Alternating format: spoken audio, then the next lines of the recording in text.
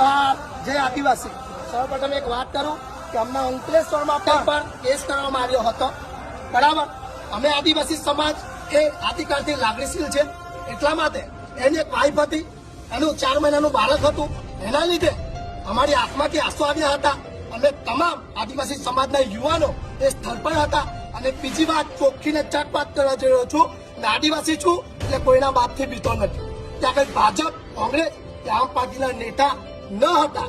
હું આવું કહું છું કે જયારે આપણા ઘરમાં આવા પડતા પડે છે ત્યારે જ કેમ તમે બધા ભેગા થાવ છો? ત્યારે આદિવાસી સમાજ નથી।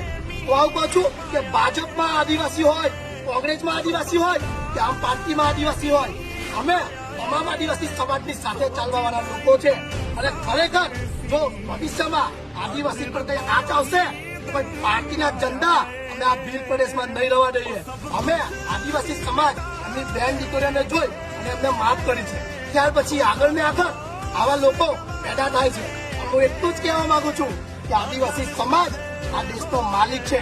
આર્ટિકલ અને કેજી રૂલ પ્રમાણે 244(1), કેજી રૂલ 244(2) અને આર્ટિકલ 275 મુજબ જાન્યુઆરી 2011ના જજમેન્ટ મુજબ સુપ્રીમ કોર્ટે આ જજમેન્ટ આપેલું છે કે આદિવાસી દેશનો માલિક છે। જય જોહાર।